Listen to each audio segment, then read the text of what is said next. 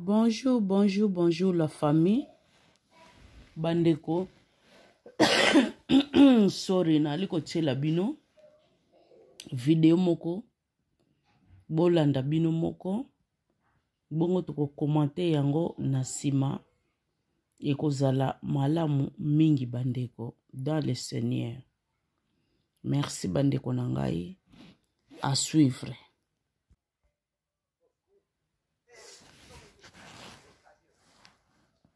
Na kati na théâtre ezali ba infiltré baza déjà na kati wana. Moi je fais partie. Ngai pe moko naza pe na kati na bango. Même dans l'étoile du ciel. Même na étoile du ciel. Et le fait, ce qui s'est passé, lui-même, il savait pas, il avait un signe. Ye moko ayebaki te, mais azalaki na elembo. Le fait qu'il s'est mélangé avec moi. Na kotala kaka ke ye akendaki na kosangisa bonzoto na ye na ngai. C'était déjà un pacte. Ezalaki déjà pacte moko tosi tosalaki na ye. Le fait de rentrer dans cette famille-là. Na kaka kotala ete ngai kokota kaka na libota wana. J'ai essayé de la détruire. Na kendaki déjà ko attaquer, ko détruire bango. Mon pouvoir à moi, Makoki na ngai, c'est le pouvoir de la séduction. ezali penza makoki au pouvoir o ya séduction. Je déteste lorsqu'un homme veut dominer sur moi. Ngai na sepelaka te ntango nazomona mobali moko azoya po eta déteste ngai, adomine ngai. Ou même lorsqu'une femme veut dominer sur moi. Pardon? Ou même lorsqu'une femme veut dominer sur moi. Atako ntango mwana mwasi alingi mpe adomine likolo na ngai. Ma colère, elle est si immense que je les tue. Alors kanda na ngai ezali penza makasi au point ke nakoki meme koboma. Je faisais en sorte qu'ils soient toujours sur mes pieds. Ngai nasalaki na nyonso ete nakonza ye azala na se na makolo na ngai. À un moment, on a vraiment mis le trouble dans l'église. Na moment moko tokendaki kotia trouble penza oyo elekaki na église. On ne savait pas comment attaquer l'église. Po ete toyebaki lolenge nini te tokende na kobundisa lingomba. J'ai essayé avec pas mal d'hommes de Dieu. Ngai na mekaki penza mingi na basai na nzambe. Même avec pas mal de frères, mais ça marchait pas. Même na bandeko ya bamibali me etambolaki te. Rien que le fait lorsque le pasteur Miko il prêche comme ça. Na tango yiso tango pasteur Miko ye ateyaka. J'essaie de pouvoir rentrer à son esprit, mais j'y arrive pas. Ngai na mekaka ete na kota penza na esprit na ye me na kokaka te. J'essaie de prendre le contrôle, j'y arrive pas. Na kokaka kozwa penza contrôle me na kokaka te. Quand je le dis, j'ai eu des rapports avec plus de 100 ans. Lokola nazoloba ngai nakende kozwa bosangani na makila na bamibali. Je suis en sorte d'avoir le contrôle sur mes copines. Pe nasalaka effort mpona kozwa contrôle likolo ya bakopine na ngai. Vu qu'ils savent que c'est là la Pokotabi. Pe bakotala ete bakamarade na ngai mpo bayebi ete ngai nazalaka na bilamba ya kitoko mpe ebele. Lorsque je leur emprunte, je les initie. Ngai natefisaka bango nazopesa bango mpe nazali kozwa bango. Je fais en sorte qu'elles puissent pas se marier, mais juste pouvoir avoir beaucoup de rapports avec des hommes. Na yango wana po ete bango babanda te mpe bakoka mpe kozwa barapport sexuel na bamibali te. Et lorsque je couche avec ces hommes-là, me na ntango ngai nazali kokende mpe kosala rapport na bamibali wana, l'esprit de sirène et serpent qui est en moi, molimo ya sirène oyo ezali kati na ngai na ya nyoka, Père, que leur sémence reste en moi et je me sers de leur sémence. molimo ya nyoka oyo ezali kati na ngai mpe na ya sirène ezokende koseme basemence wana o ngai nazali kozwa. Tango asangani na mobali semence ya mobali ekoti kati na ye ezosalaka molimo ya sirène na ya nyoko eza kati na ye et récupérer semence wana. Et lorsque je récupère les sémences, on les travaille dans le monde souterrain na récupérer semence wana pour que la vie de la personne puisse pas avancer, puisse être détruite. po ete pomo ya moto wana ezala détruite mpe ekende liboso te. Mon arme fort à moi, c'est ma beauté. Pardon? Mon arme fort à moi, c'est ma beauté et ma séduction. Alors, arme na ngai efficace ezali kaka beauté, koarrache ya beauté. Et comme on dit dans le monde souterrain, c'était moi la reine. Comment? C'était moi la reine. Dans le monde souterrain, na monde ya molili, ye azali reine. Je ne l'ai pas demandé, mais à force d'y prendre goût, je devenais de plus en plus fort. Ngai nasengaki yango te, mais à force ya kosalela misala wana nakomi nango. Les hommes peuvent s'approcher et me demander en mariage, mais ça me dit rien. Bamibali bakoki kopusa na pembe na ngai po ete basenga ngai penza libala. mais esalaka ngai eloko moko te. Je veux toujours dans mon histoire. Ngai nakonzaka toujours likolo na bango. Comme le premier jour que on est venu à la retraite, lokola mokolo ya liboso nayaki na retraite, j'étais partie me changer en mettant une robe. nakendaki kosechange na koti ya robe. Cette robe en question, c'était ma robe de cérémonie. Robe oyo nakendaki kotia ezalaki robe mpenza ya cérémonie na ngai. Que je tiens dans ma main. Robe oyo nasimbi na maboko na ngai. Et en même temps, j'avais mis un parfum. Na yango mpe nazalaki natiaki mpe parfum na ngai. Ce parfum en question, c'est pour qu'aucun homme puisse me sous-estimer. Parfum wana ezali kotalisa ete mobali moko te akoki jamais kosous-estime ngai ou koboya ngai. Ou même résister en face de moi. Atako korésister ntango akotani na ngai. Mais vu qu'il y avait certaines personnes qui sont vraiment venues ici pour pas repartir les mains pleines, les mains vides, pardon. Pardon? Vu qu'il y a certaines personnes qui sont venues ici pour pas repartir les mains vides. Ah, kotalisa ete ezali na bato ebele bayaki awa po ete bazonga maboko pamba te. Ils avaient compris et certaines personnes s'éloignaient de moi. Ah, bayaki kososola ete bato ebele bakomaki koséloigner mosika na ngai. Il y a beaucoup de choses que j'ai essayé de cacher, mais le Seigneur, il a tout révélé. Ezali na makambo ebele na kokaki kopomba mais Nzambe akendaki kotalisa ngo na nzela mombo na ye. Depuis j'étais assise, quelque chose me disait c'est mon heure, c'est mon heure, c'est mon heure. Na tango ngai na vandaki balingami azali koyoka kaka bazoloba ngai ezali tango na ngai ezali tango na ngai. Qui à travers moi, si je passe devant les gens, soki bobele na nzela na ngai soki naleki liboso, qu'on puisse démasquer les autres qui sont ici. bakende mpe kodemaske bandoki ebele oyo bazali kati na biso. Puisque aujourd'hui je sais que c'est mon heure. Si je ne la saisis pas, balingami lelo na sosoli ete ezali ngonga na ngai soki mpenza na sosoli likambo oyo te, que je vais mourir. ngai nakokende na kokufa. Tout ce que je me servis sont là. Yango wana bomoni biloko nyonso oyo nazalaki kosalela balingami tobongisa makanisi te. Amen. Amen.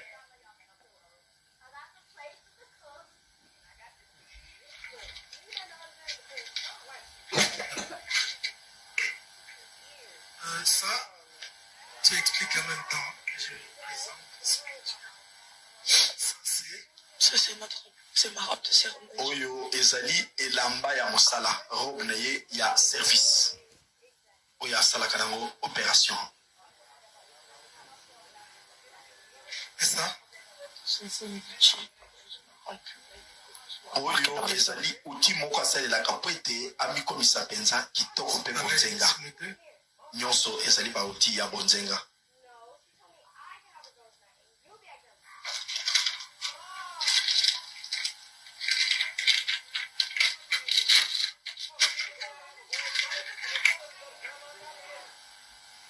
Ça, c'est le parfum que je vaporise sur moi pour qu'aucun homme puisse me résister. Oyo ezali malasi natiaka po ete mobali moko te akoka koresiste liboso na ngai.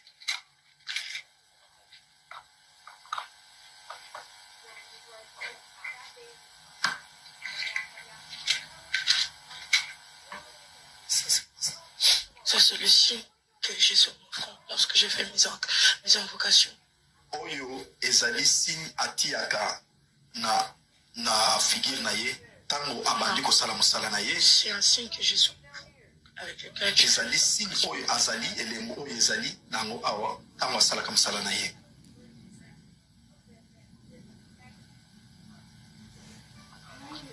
Tu peux expliquer ce que vous avez en train de dire?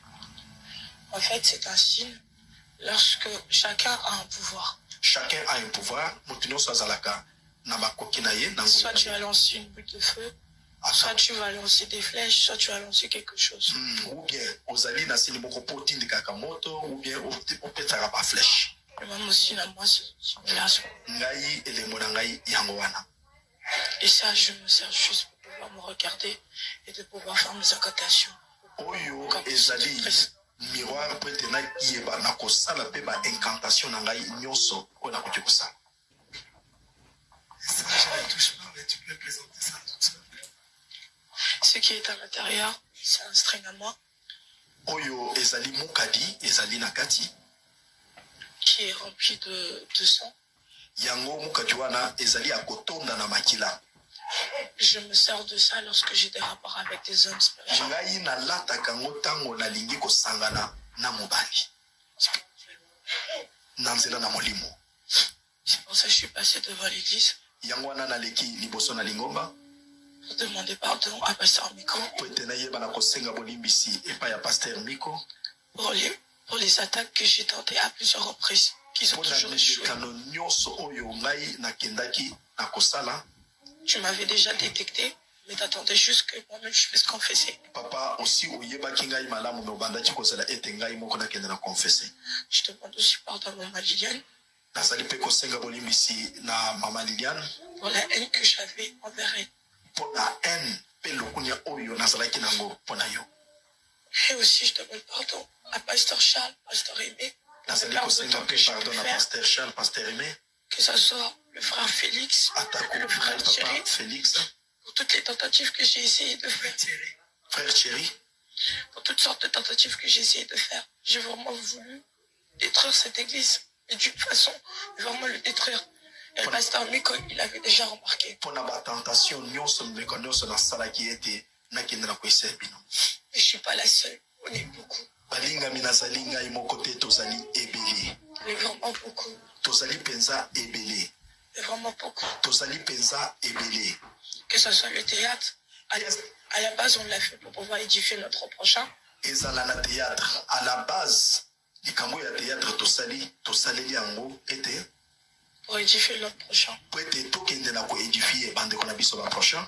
Mais on allait se servir de ça pour faire tomber beaucoup mais biso tosali yango était zalanzela pour tous les cas pour être tokende na ko sala misala na biso. Que ce soit l'étoile du ciel. Et ça la étoile du ciel. Il y a pas mal de personnes qui veulent faire tomber l'étoile du ciel. Et Zali n'a pas tout ébélé, basali à côté de ma pointe de Bako, il s'en sala na étoile du ciel. J'ai beaucoup de pardon à demander. Je demande vraiment pardon à l'église.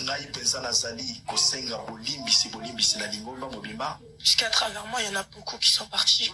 Et beaucoup qui ont failli partir.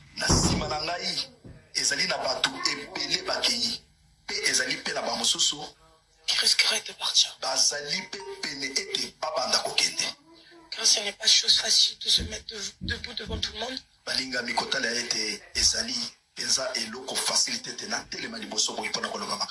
Et d'avouer sa sorcellerie. Donc si je suis venu, j'ai eu mon courage à tenir pour pouvoir l'avouer devant tout le monde.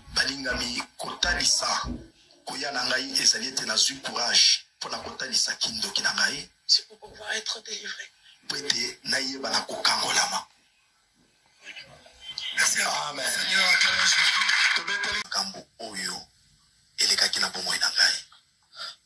Dès que je suis venu dans cette église, je suis venu pour une mission. C'est de pouvoir détruire l'œuvre de...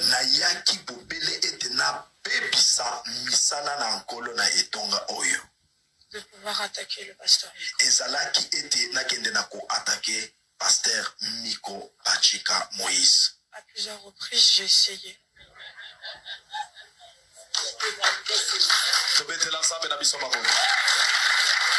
Alléluia.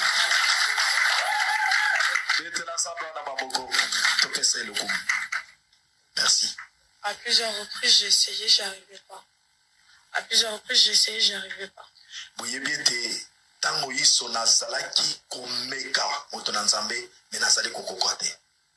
Et sans le savoir, le pasteur Miko, il nous avait donné des armes.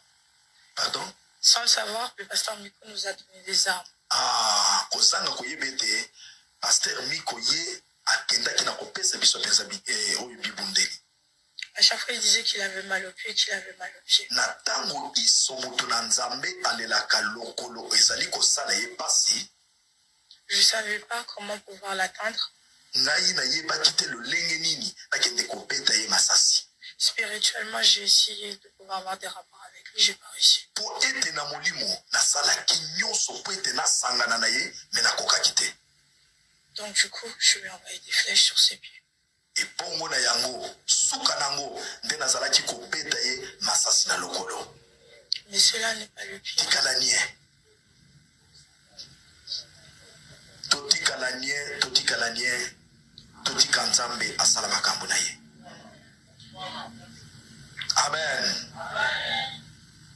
Ma sorcellerie a commencé à l'âge de 5 ans. balingami kindoki ebandaki na tango nazalaki na 5 ans. Juste avant que je puisse venir en Europe, eyambo ete ngai naya awa na poto, ma grand-mère, elle me donnait quelque chose à manger. koko na ngai ye akendaki na kopesa ngai eloko ya kolia. Et cette nourriture-là, c'est ça qui a fait que je suis rentrée dans la sorcellerie. Yango eloko apesaki ngai na kolia nde ekotisaki ngai na kindoki. J'ai pris goût. Ngai na mesanaki nango mpe nayokaki yango bien. Je suis quelqu'un, j'aime pas qu'on domine sur moi. Pardon? Je suis quelqu'un, j'aime pas qu'on domine sur moi. Nazali moto moko nalingaka te ke moto amatela ngai. Lorsque ma grand-mère s'est sentie plus puissante que moi, je lui ai montré que j'étais plus forte qu'elle. Na tango koko na ngai apesaki ngai kindoki, asalaki neti akoma akonza ngai, neti aleka ye asupportaki yango lisusu te. Et dans ce monde souterrain de la sorcellerie, on nous demande des sacrifices. Alors na monde ya sorcellerie ezali kaka monde ya basacrifice. Donc j'ai sacrifié ma grand-mère. J'ai sacrifié ma mère. J'ai sacrifié ma mère. J'ai sacrifié mon père. J'ai sacrifié mes frères. J'ai sacrifié aussi mes grossesses. Voilà. Et la vie que j'ai menée à ma soeur en Allemagne, alors, vie oyo nakei komene ndeko na ngai na Allemagne, c'est pas la première fois que j'essaie de détruire une église. J'ai déjà détruit une église là où j'étais en Allemagne. Les enfants qui étaient là-bas, j'avais des rapports avec eux. Les relations de ma soeur, je faisais en sorte que ça ne puisse pas marcher.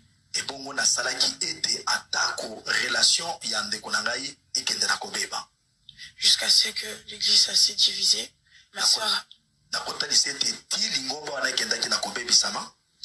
elle était mise en écart. Donc du coup, ils ont fait une réunion de famille. Pour pouvoir me protéger, il fallait m'éloigner de ma soeur. Je suis venu rejoindre mon frère en France. Tout ce qui se passait avec ma soeur, je le refais avec mon frère et sa femme.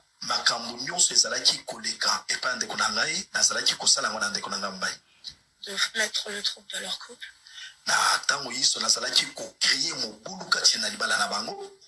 Pour que je puisse dominer au mieux. Mais chacun avait déjà sa mission. Jusqu'à ce qu'on m'avait mise dehors. Et qu'on vient dans cette église, on est beaucoup. Pardon? On est beaucoup.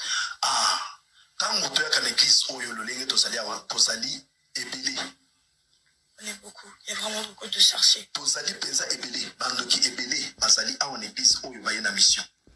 Depuis Roni, le pasteur disait bien, il soulignait un point. Pasteur Azalaki toujours koloba, toujours et le il faut faire attention aux amitiés qu'on fait à l'église. Azali koloba était au salaka attention na amitié oyo bozali kosala église. Moi, ça a vraiment commencé lorsque la sœur a rencontré la sœur en question. Engai et banda kitango pe na kutana kina ndeko wana.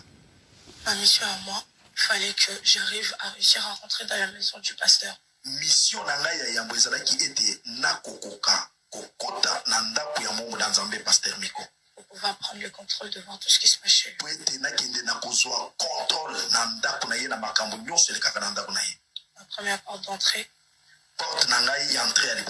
c'était lorsqu'il s'est embrouillé avec son fils devant moi.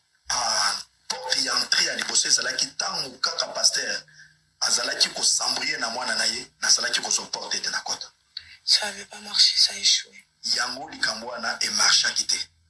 Donc du coup, j'avais laissé une caméra de surveillance devant sa porte d'entrée de sa parcelle. De sa maison.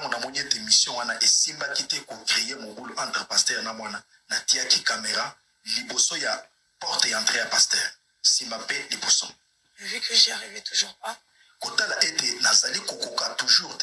la personne avec qui j'étais proche a mis quelque chose dans la voiture du pasteur aussi.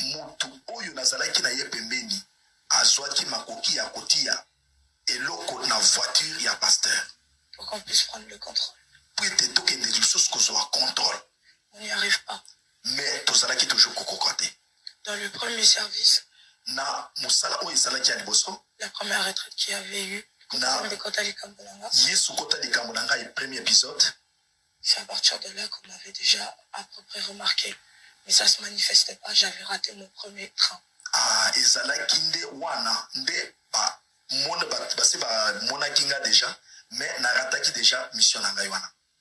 Là encore, hier j'avais raté vu que j'étais pas là. Lobby nazalaki toujours ma mission wana, mais naraté en pote nazalaki te. J'ai essayé encore, j'ai pas réussi. Na meki en lisus, mais na kokite. Mais avant-hier, quelque chose disait à Pasteur Nico, il y a une fille qui a vraiment honte, on a envie d'enlever cette honte-là. Le pasteur n'arrivait pas à voir cette fille-là. Mais, quand il s'est dit, bisonio sotoka que pasteur Golobete, et Zali na moi simoko awa, akobimame asoyokasoni. J'arrivais pas à me lever. J'arrivais pas. J'arrivais pas. Hier encore, j'ai refait le même rêve. Lobby encore, na salindo tomoko. Que les gens, il y avait un train, j'ai pas réussi à rentrer dedans. Si je ne réussis pas à rentrer dans ce train-là, je vais mourir. Merci papa. Donc du coup, lorsque les gens étaient en train de passer devant,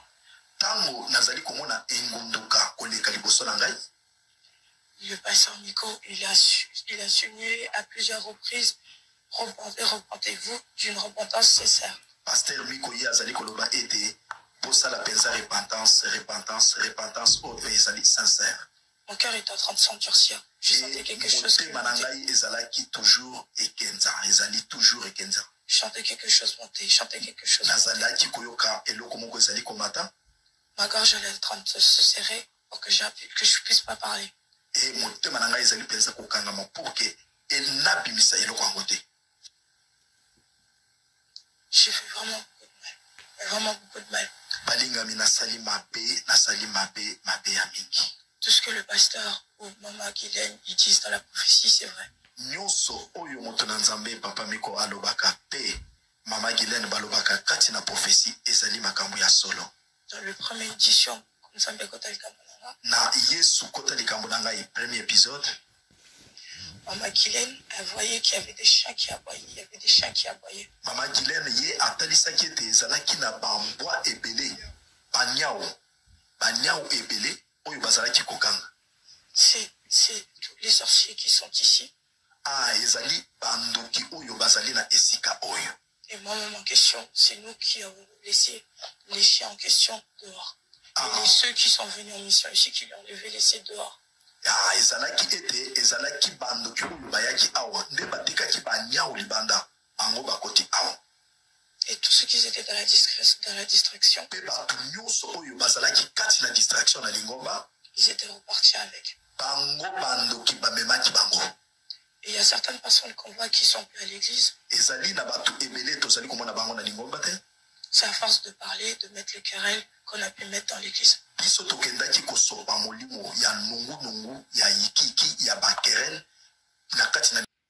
Bandeko, biso moko touti kolanda audio oyo. Bandeko, je pense que ndenge na lobaki ne bandeli to landa yango vraiment na banza bolandi yango na bokebi bomoni ndeko mwasi oyo lolenge atatoli bandeko lolenge nini oyo bango babandaki kosala pona kobebisa. Bandeko toye ko commenter kamwa moke, non pas seulement ko commenter, mais donc kwa tirer bana na nzambe. Na kamwa ba négligence moko o tozalaka na yango to yeba ke le temps est mauvais.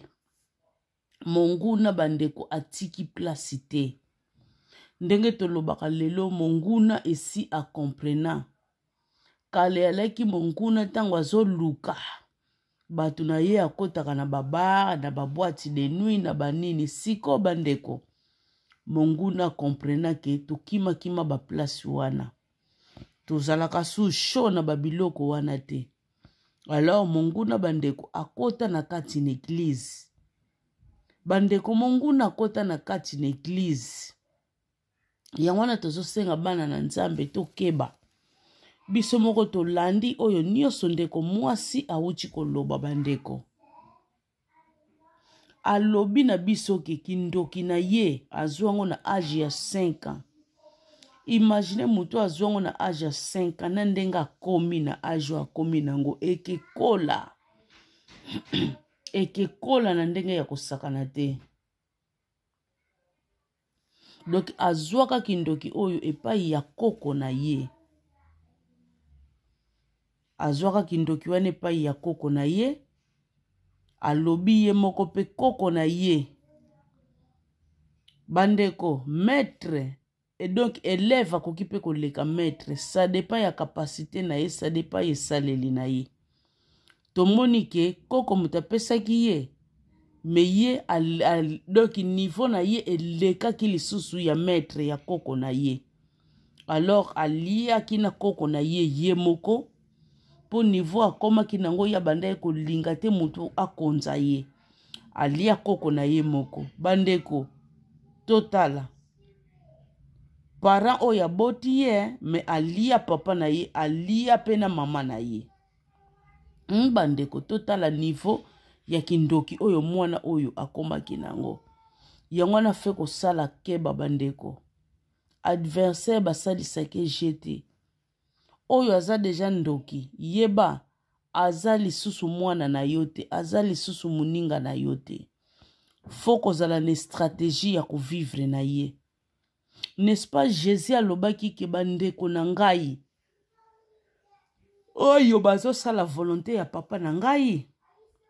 Me yo, soki omonaka mutu nyonso tu kaka ndeko pono botama na ye, po aza papa na yo, po aza mama na yo, po abota yo bandeko, okomona makambo na we na se na moi.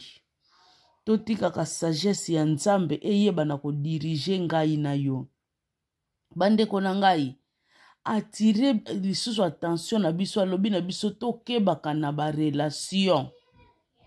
Oyo tosalaka na beglise oyo tozali kokende. Bandeko mutu nyonso oyo komoneka na kati na eglise. Olingi kako sala na ye ki camarade. Olingi kako kangama na ye. Bandeko, ba misusu bazali batu ya kokangama na bango te quelque so bokutani na kati eglise. Totala ser oyo. Azalaki ser, azalaki pe na baktivite na kati na eglise. Me totala biso nyonso tolandi yango lolenge nini oyo ya travaillaki na kati na eglise wana. Du bandeko, beglise oyo pe tokendaka bazangi te bazali bandeko. Kende eglise sambela Nzambe na yo zonga. Balobi te ose mefie na batu nyonso te. Mbote mboni na ndako malamu eza te mutu nyonso tu okomisa kamaradi na yo. Quand on dit camarade na yo, donc a commis proche na yo, donc bokomi ko partager na ye nyonso, a commis famille na yo. Non bandeko. Misusu batika la kaka ba connaissance. Akoyeba makambo na yo te, yo pe okoyeba ya yete, bokutani bopesani na bino mbote, esuke liwana. Ezate kaka fobo kangana te bandeko na ngai. Makambo zeli koleke bele na kati na beglise. Bandeko surtout beglise yo bokomona bozalaka kaka 20 bobakisa makate. Bozalaka kaka 10 bobakisa makate. Kaka bana mutu bakoma kaka batondisaka mingi bakiti. Kaka bana bazotondisa bakiti bamikolo pasi po botonda. Nyonso wana bandeko eza bendisi. Boyeba befiltre bazana kati bandeko. To tamboli lolenge ya ndenge na ndenge. To moni oyo sengeli to mona ya ndenge na ndenge bandeko. Soki bo moni bo tie makolo na bino na beglise mususu. Boko mona eglise wana batu babakisa makaka te. Eglise wana bandeko. basalaka neti bagroupe na bango moko bo apart bandeko meme cop boza na bino mokie bokomona mpenza feti moko elekanaki quelque part bino boyebi yango te babombeli bino yango bino boyebi yango te toujours bazotya bino à l'écart okomona yango meme na bana okomona bana ya bino toujours baza à l'écart na makambo na bango basalaka bazokonsidere ka bana bato misusu ya bino kaka ndengwana bandeko bokeba meme bakopa kayu okomona bapesanaka kaka bakopa kayu bango na bango bino batiaka bino kaka l'écart bandeko tanto bapusanaka pembeni na bino kaka mpona profit moko boye sans quoi bozovivre mpenza bolingo ezali te na bato oyo bandeko nyonso wana eza bendisi bokeba na place ya bongo loba bino moko conscience na bino esalaka toza mabe mais soki conscience na bino réellement ezali mabe te boyebi ke bozali tout droit na nzambe na bino bokeba boyeba deja ke place oyo ezali ya mabe basentir deja eloko mosusu na kati na bino yango wana omoni bazosala babiloko wana nyonso bandeko bopedre bata na bino na baplace ya ndenge wana te ezali bendisi bandeko Satan se déguise en ange de lumière. Mais bien aimé dans le Seigneur, basé belé na mangomba nyonso bandeko. Tolo bateke biso na lingomba na biso babiloko wana ezalaka te rie bandeko na ngai. Na lingomba nyonso batu wana bazangi te bandeko, batu wana bazali kozala oyo bazali kosala babiloko wana. Bandeko. Yango wana esengeli tosala keba. Bandeko na ngai, toye komona lisusu alobi bien. Ayaki na Allemagne. Kokoma na ye na Allemagne bandeko. Aboma église. Aboma église bandeko na Allemagne. Après bandeko na ye bayaki ko comprendre ba misala na ye. Ba moni kete poto protéger mwana oyo. Lokola misala na ye komi ko reverser boy. Malamu to tinda ye na France. Alors mwana wana kendeki na France epai ya frère na ye. Lega kei na France kuna. Donc akei doki ko semezi zani moko ya ko sakana te bandeko na kati na ndako. Yango wana bandeko na ngai. Avant oyamba mutu. Quel que soit lolenge na ye. Faut que tunaka conseil de Dieu. To yamba batu biyambela te. Pona botama na ye. Pona sala na ye boy. Po yebite mission nini. Oyo azali koya nango pembeni na bino. Bandeko na ngai. Heureusement. Mosina mobali bazalaki pe bomoko. Zizani na ye esimba kite. Bache ye libanda. Bache libanda bandeko. Ba mettre fin. Na makambo na ye. Bache libanda. Siko mosina mobali soki boza soude te. Donc alinga ki ko resir bango. Heureusement babengana ki ye. Bandeko. Tosenga conseil de Dieu. L'église ezana pona ko kabola ka batu na ba famille na bango te me biso moko toyebaka kosenga conseil de Dieu to tika biyambela yambela. Banani otozo yamba na bandako na biso point d'interrogation toza apena ko banga batu te me to se confier pa ya Nzambe. Ezali très important bandeko. Alors ndenge bacheki ye na libanda wana bandeko. Akendeki kosala pe vi na yeti.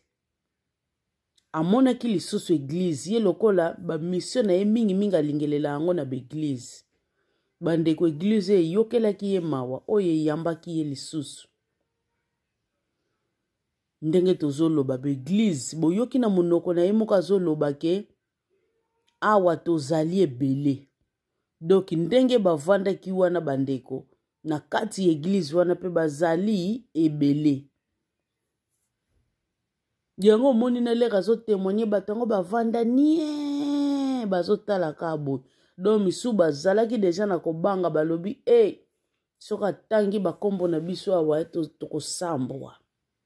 tokosambwa bandeko alobi yango bien na monoko ne tozali ebele awa bandeko tokeba bandeko eglize ezali neti mutu azali kokende pai ya docteur mais okokende église soit disons que pas docteur mutakenda pas docteur pamba te po kende kozwa soulagement na maladi moko boaza nango na pasi moko boaza nango nzoka akei ngutu kobakisa okei kobakisa tango bonzambe vanda te na kati na yo a parti église oyo ni ataki mais tozo bangisa bana na nzambe te po baboya kokendaka église ezali très important pai tozali kolia biloko ya elimo polo bana diable il écrit fo oyokaka yango soko zoyoka yango te bandeko okoka koresiste te ya koloba biloko wana pour vous montrer que bandeko na beglise pe tokendaka bandoki bazali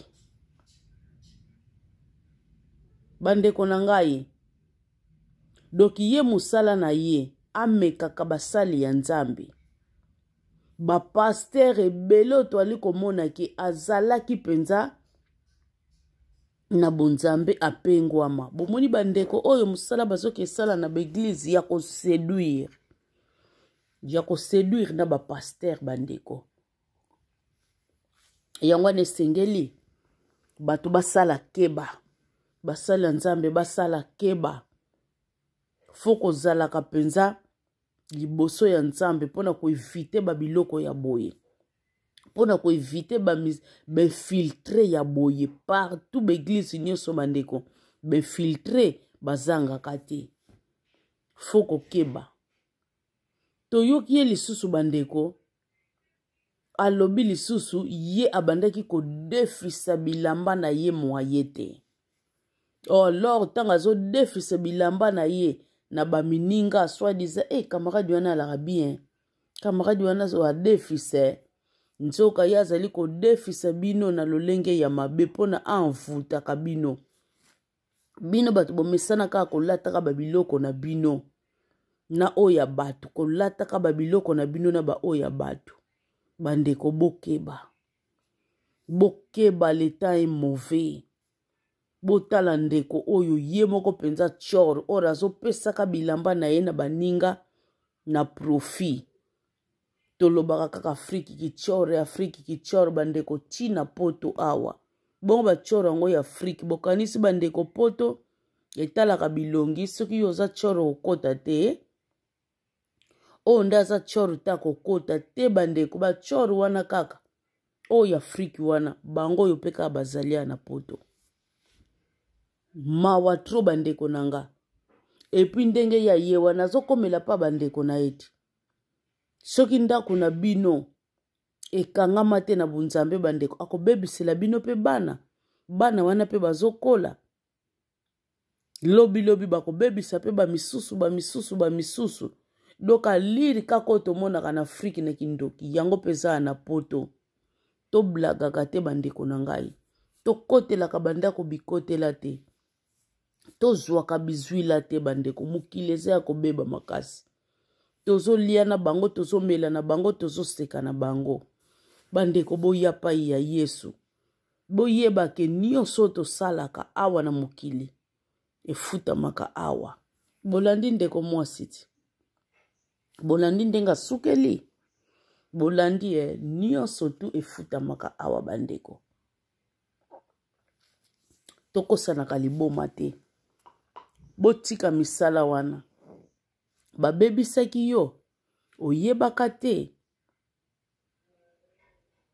mutu kaka amoni abebisa koko amoni abebisa koko oyo oboti mwana na yo omoni osala mwana ya mwana na yo bongo eza mawa mingi bandeko kindoki eza eloko mabe eza na buzoba moko bandeko nayebi te kaka mutu akokosunga yo na moi po vi na yo elekaka na butu te vi na yo ezoleka na moi te yo wana kaka mutu yo kosala ye mabe yango balobaka ndoki zobe et puis ye moko tia zolo banalia na bapara nanga nga moko pe na sacrifier mabota nanga totala niveau ya sorcellerie totala buzoba nango yo mwasi o sacrifier même na mabota na yo sikoyo okozala kaka bongo omoni te kindoki yango ozobebisa bato misusu dans l'entretemps oza komibebisa pe yo moko totala niveau mawa tro bandeko asouleve lisusu point moko ezali très important na bana na biso même ngutu na bana te na biso moko bamikolo tozomona ngo na bareseau sociaux ti buzoba na buzoba ezoleka asouligne point ya sexualité alobi ntango ye azosalaka barapport ntango ye aza koséduire bato asalaka yango mpona nini mpo azalaki na esprit ya sirene na kati na ye esprit ya serpent na kati na ye alors ntango ye azosanganaka nzoto na bato mibali wana nyonso tu bandeko semence na bango yango ye azozwa milimo wana ezozwa mpona eservir na yango esan servir na yango bato wana bandomona kaka vie na bango échanger ekomi na bablocage moko boye donc ndenge kaka zalelaki ketikala lisu ndenge wana te mutu moko boye obimaka na ye mutu asalaki yo baroma wana bandeko yo obimaka na nani obima na banani tosenga mawa na nzambe na kati ya bavi na biso bajene bakoma komona eloko wana neti bombo moko boye neti joue moko boye meme ngutu bajene te meme biso bamikolo ebele ngutu toza na bango okomona mpenza abomine libala aboma libala ayebi te ke fleur rose voire même balobi fleur rose me pemeni nango bandeko ezalaka mpe na bepine basende oyo ezake mpona okende obuka yango soki osali attention te ekopike yo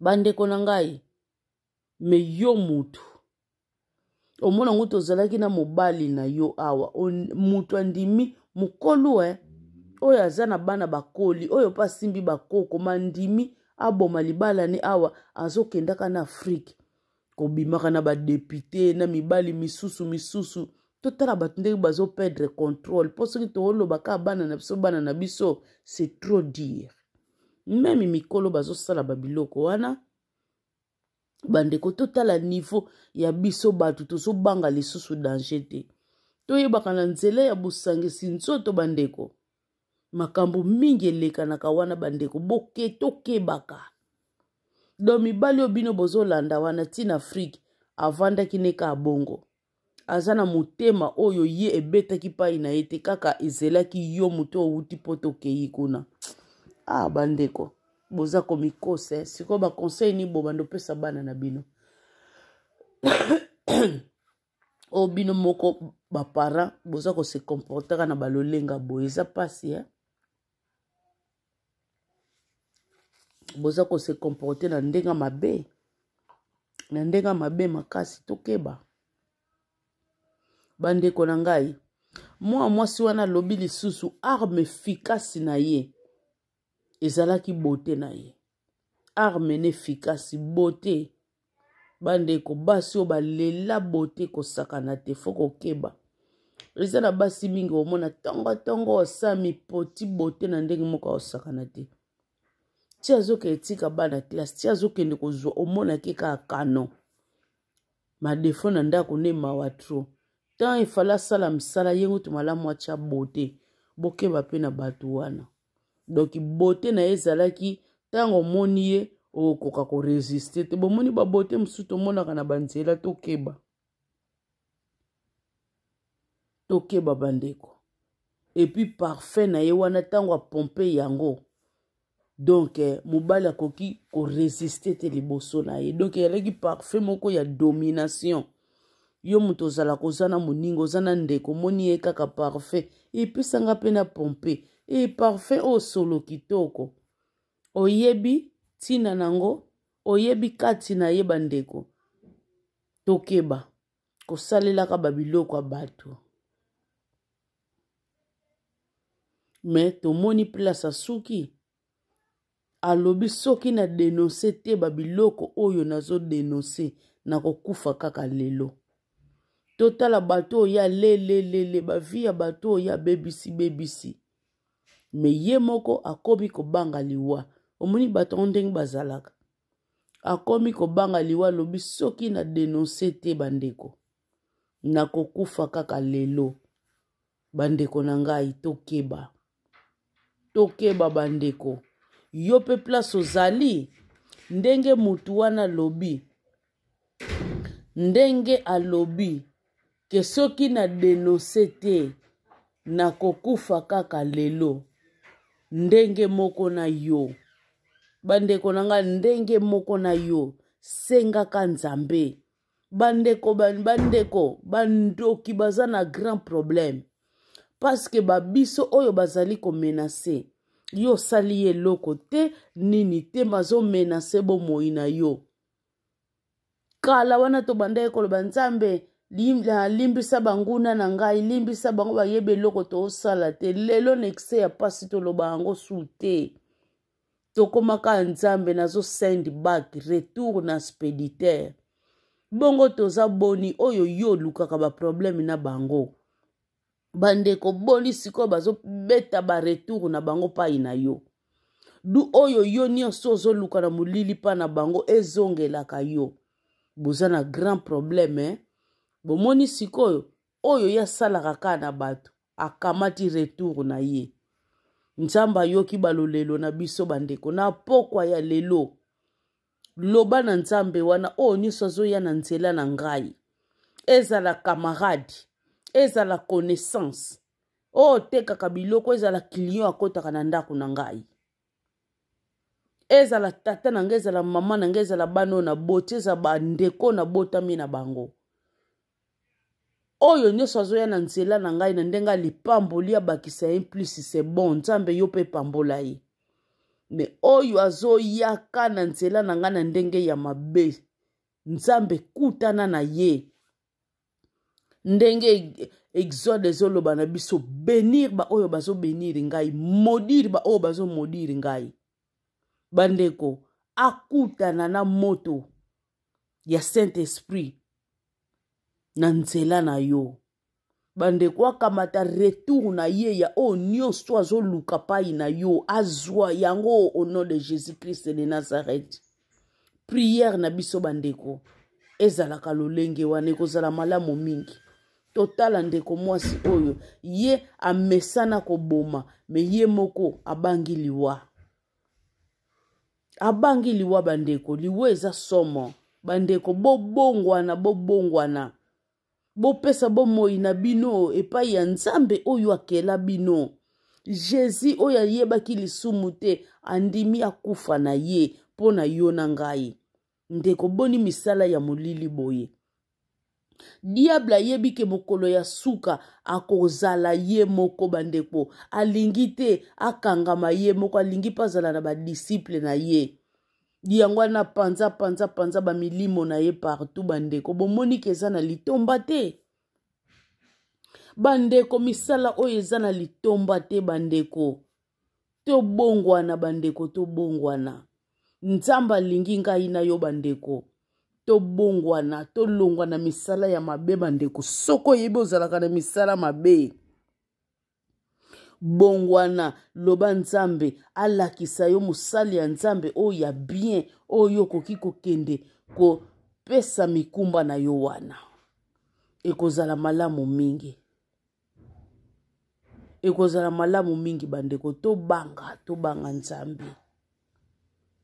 Tomoni apesi biloko na ye nyonso oyo ye asalelaka apesi yango. Voir même robe ya cérémonie bandeko apesi yango. Biloko ya beauté apesi biloko ya beauté. Alobi biloko ya beauté wana doke yalaki tango azo salela yango mawatro. Yo mutu ozalaka na biloko ya beauté ya moninga kaka obandi kosalela. Brosse na ye obandi kaka kosalela. Or ke mutu ndenge wana nzoka babiloko na ye akomisango na lolenge mususu. Alors tango yo saleli biloko ya mutu ndenge wana. Bandeko malédiction mobimba oyo yo moko mipakoli na nzoto. Tokeba bandeko nange eza pasi.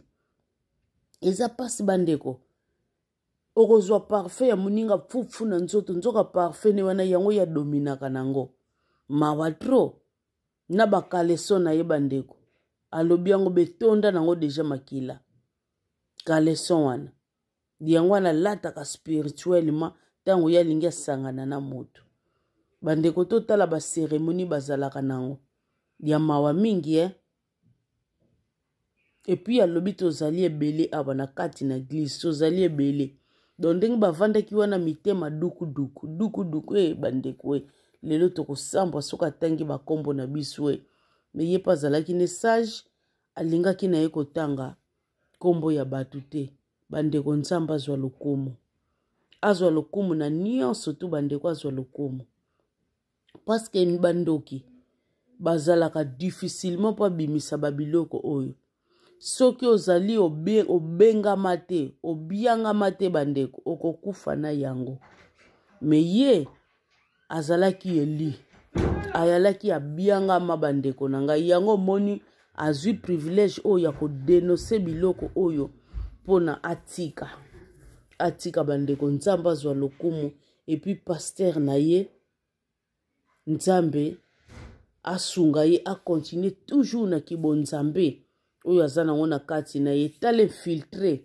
akotelaki ameki ye na bandenge ebele akokaki ye te ti alongaki ni soki azalaki bapaster ya pete bapaster moko ya bongo bandeko ti litonga elingaki kaka kopanza na boye elingaki kosala pasi mingi bandeko na ngai vraiment tozala ekenge tokangama na nzambe totika mabe nzambe azali na kana biso akotala tante nzambe wana bandeko atalaka tante oyo yo peshaki oyo yo salaki mutu na mabe nzambe wana tonda bolingo bandeko azali kotala tante oyo bebisaki na kati ya ignorance me ezali nkembo na kote na ye tango moko kaka achange aye epai na ye kote ya nzambe sepelaka makasi tika témoignage o bandeko ebeta mitema na bino toyeba kokangama na nzambe malamu